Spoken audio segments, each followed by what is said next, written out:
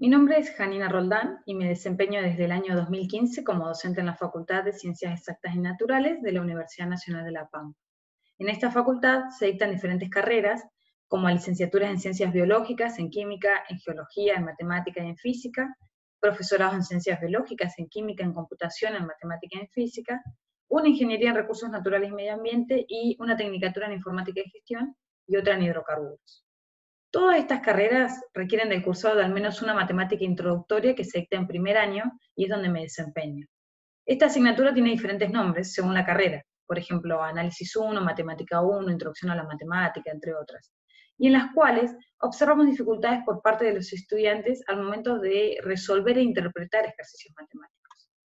Entonces, el problema que nos hemos planteado es que el nivel de matemática de los estudiantes que inician sus estudios universitarios, en particular los que ingresan a nuestra facultad, es insuficiente para realizar un cursado satisfactorio y posterior aprobación de las asignaturas de primer año relacionadas con matemáticas.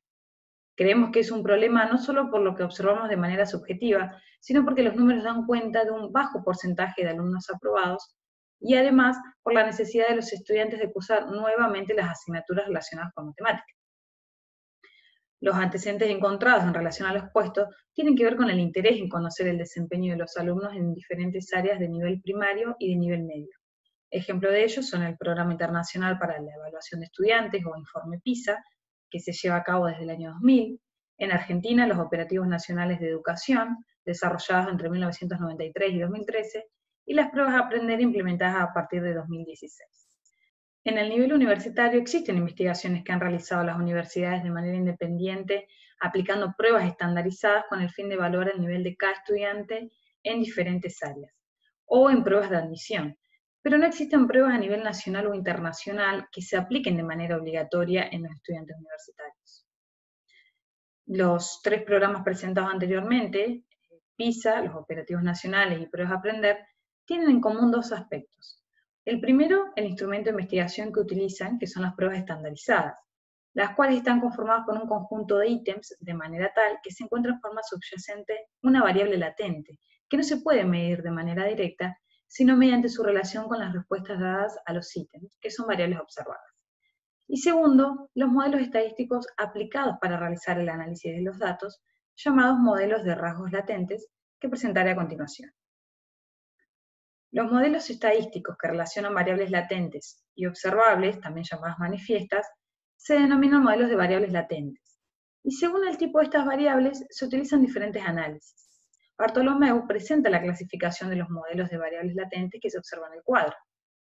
En nuestro estudio, la variable latente será la habilidad en matemática, que es de tipo continua, y las variables manifiestas serán los ítems, que son dicotómicas, asumen 1 si la respuesta dada al ítem es correcta, y 0 en caso contrario. Por lo tanto, vamos a recurrir al análisis de rasgos latentes. Los modelos de rasgos latentes se enmarcan dentro de dos grandes teorías, la teoría clásica de los test y la teoría de respuesta al ítem, y esta última surge como una teoría complementaria a la teoría clásica y es la que domina en la actualidad. Básicamente, la teoría de respuesta al ítem intenta dar una fundamentación probabilística al problema de la medición de constructos inobservables y considera el ítem como unidad básica del test.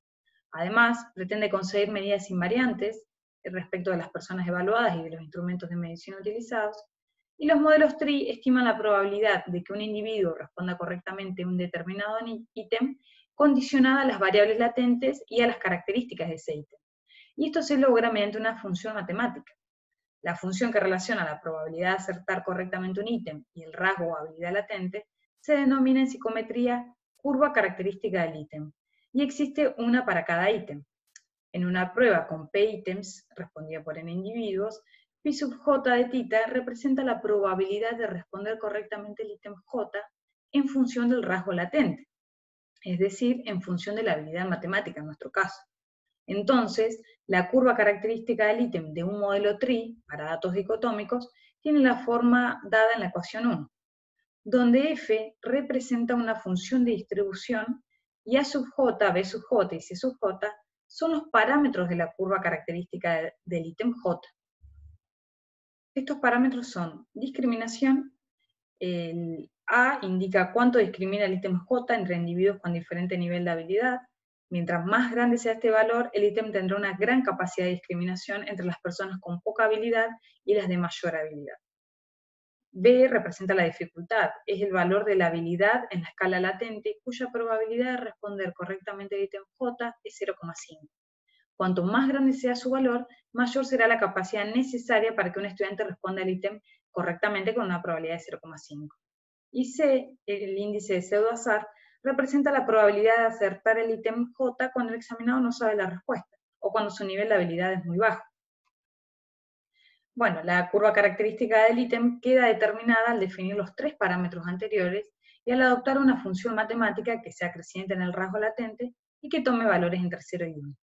Las funciones más estudiadas hasta el momento son la función curva normal acumulada, que da origen a los modelos ojiva normal, y la función logística, que determina los modelos logísticos. Estos últimos son los más utilizados en la actualidad y son los que emplearemos en nuestro trabajo. Los modelos logísticos consideran una única variable latente y asumen que la respuesta a los ítems es dicotómica, independientemente de la cantidad de categorías que tenga el ítem. El modelo general es el que se presenta en la ecuación, se denomina modelo logístico de 3 parámetros y asume un valor distinto para cada parámetro en cada ítem. Si el parámetro de pseudoazar es nulo y los de dificultad y discriminación son diferentes para cada ítem, el modelo se denomina modelo logístico de 2 parámetros. Pero si el parámetro de discriminación es el mismo para todos los ítems, el modelo se llama modelo logístico de un parámetro. Y si ese valor del parámetro de discriminación es 1, entonces está en presencia del modelo de Raster. Y, como todo modelo estadístico, los modelos logísticos deben satisfacer 2 supuestos, la unidimensionalidad y la independencia local. Además, para cada ítem, se puede presentar una función de información que indica para qué niveles de habilidad latente el ítem proporciona mediciones más precisas. Conforme expone a Toresi, la función de información de un ítem difícil es mayor para niveles de habilidad altos y menor para niveles de habilidad bajos, por lo que el ítem será útil para medir a los examinados más hábiles que para los menos hábiles.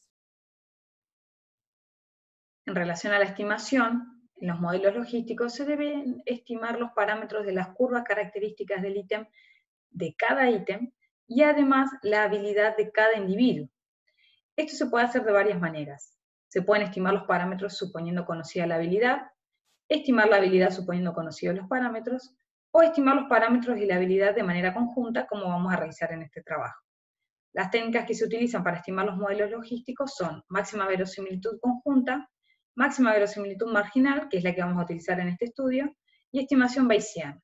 Las dos primeras no funcionan bien ante la presencia de patrones de respuesta extremos, es decir, todas las respuestas correctas o todas incorrectas, inconveniente que se soluciona mediante la estimación por métodos bayesianos. Y una vez estimados los parámetros de los ítems y el nivel de habilidad para cada examinado, se debe comprobar el ajuste de los modelos desde diferentes perspectivas. Bueno, entonces el objetivo general de este trabajo es aplicar diversos modelos logísticos de la teoría de respuesta al ítem a los datos de las pruebas de diagnósticos realizados a los alumnos ingresantes a la Facultad de Ciencias Exactas y Naturales de la Universidad Nacional de La Pampa en el año 2020. Y de manera específica, pretendemos evaluar el nivel de habilidad en matemática de los alumnos ingresantes a nuestra facultad, analizar la dificultad de cada uno de los ítems, clasificar los ítems que contribuyen a establecer diferencias entre estudiantes, e identificar a los ítems donde el azar tiene una mayor ponderación. Y la hipótesis que hemos planteado en esta investigación es que el nivel de matemática de los ingresantes a cualquier institución universitaria, en particular a nuestra facultad, es deficiente, y la teoría de respuesta al ítem nos permitirá cuantificar la habilidad en matemática en una escala latente. La muestra que vamos a considerar para recolectar los datos está formada por los alumnos ingresantes a la Facultad de Ciencias Exactas y Naturales de nuestra universidad en el presente año, que se inscribieron a las carreras antes mencionadas, y también se va a considerar a los alumnos que recursan algunas de las matemáticas introductorias. Para recolectar los datos utilizaremos una prueba estandarizada que hemos llamado prueba diagnóstico, que está compuesta por 10 ítems, en los que se encuentra de manera subyacente la habilidad matemática. Esta prueba fue confeccionada en conjunto con los profesores de las cátedras de las materias relacionadas con una matemática introductoria, y está basada en los materiales curriculares de matemática de la provincia de La Pampa. Los ejes de matemática y los contenidos a considerar en cada uno de los ítems de la prueba diagnóstico se presentan en el cuadro, donde se observa una mayor ponderación de los ejes número y álgebra y funciones y álgebra. Las variables con las que trabajaremos se diferencian por ser latentes o manifiestas.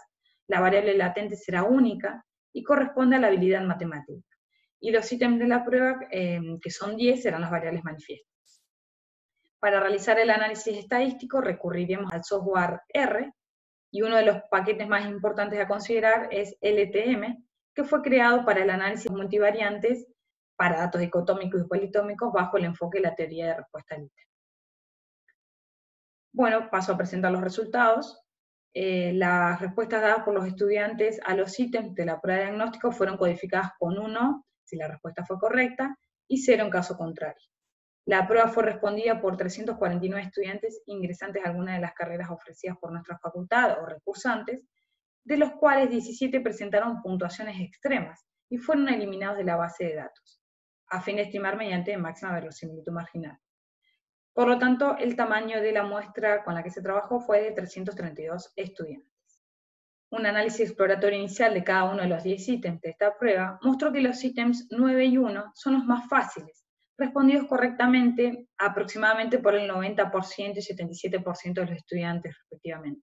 El ítem 9 corresponde al eje probabilidad y estadística y el 1 al eje número de operaciones. En cambio, el ítem que presentó mayor dificultad fue el 7, respondido de manera correcta por el 22% de los evaluados, y es un ítem que corresponde al eje geometría medida y trabaja específicamente con las razones trigonométricas. Los coeficientes de correlación punto biserial de cada ítem con el puntaje total varían entre 0,28 y 0,54 aproximadamente, incluyendo al ítem, de donde se advierte que los ítems 2, 5 y 6 son los que más discriminan, y el ítem 7 y 8 los que menos lo hacen.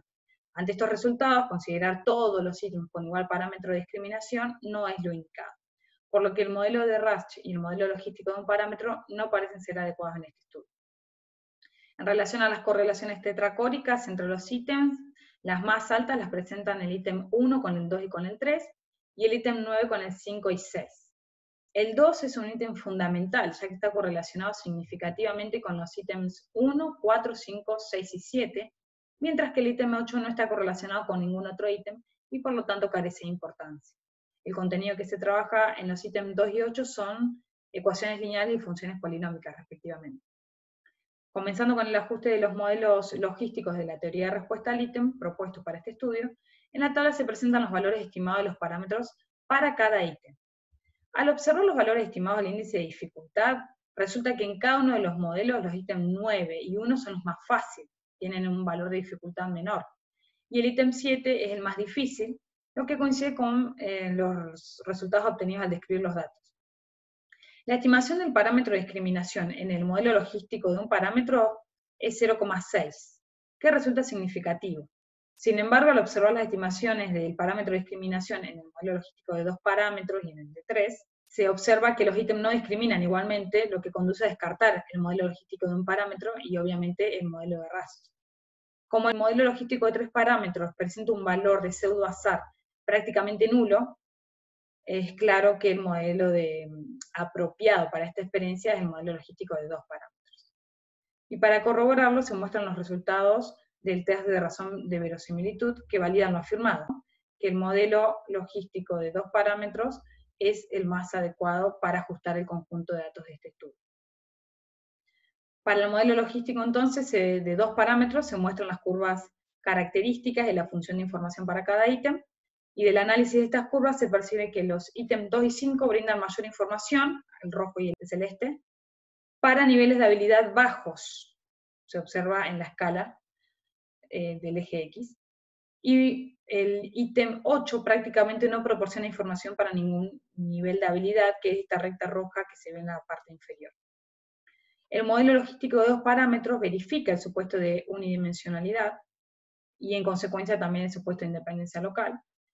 Por otro lado, en base a los análisis de residuos marginales a 2 vías, solo un par de ítems presenta valores apenas superiores a 3,5. Del estadístico de Shen para cada ítem se puede concluir que el ajuste por el modelo logístico de 2 parámetros es bastante adecuado, y del estadístico propuesto por Dragos, Levin y Williams en 1985, se obtiene que de 173 patrones de respuesta observados, solo el 5% no ajustan a este modelo. Por último, en la figura 2 se muestra la gráfica de la distribución de la variable latente, habilidad matemática, estimada para cada examinado bajo el modelo logístico de 2 parámetros, junto a un resumen de las medidas de posición. Se observa una curva con leve asimetría izquierda. El 50% de los estudiantes presenta un nivel en la escala de habilidad en matemática menor o igual a menos 0,25, siendo el promedio menos 0,24, bastante menor al esperado que era 0. Entre menos 0,88 y 0,39 se ubica aproximadamente el 68% de los estudiantes, y ningún alumno supera el valor 1.1, lo que apoya la hipótesis de insuficiencia en el nivel de matemática requerido. Por último, en relación a las conclusiones, se obtiene que los resultados obtenidos permiten corroborar la hipótesis planteada. El modelo logístico de 2 parámetros se presenta como el adecuado para obtener una estimación apropiada del nivel de habilidad matemática de los ingresantes. Y en relación a la calidad del instrumento de investigación, queda claro que los ítems 8 y 9 son los más fáciles, mientras que el 7 es el más difícil. Y que los ítems que mejor discriminan entre los estudiantes con mayor habilidad y los de menor habilidad son el 2 y el 5. Por último, en pruebas a futuro se recomienda eliminar el ítem 8, pues la cantidad de información que brinda no es relevante, presenta un nivel de dificultad demasiado pequeño y el valor en el parámetro de discriminación es prácticamente nulo. Además, se debiera analizar la conveniencia de incluir los ítems 9 y 7 porque presentan niveles de dificultad extremos. Les presento la bibliografía consultada y les agradezco por su atención.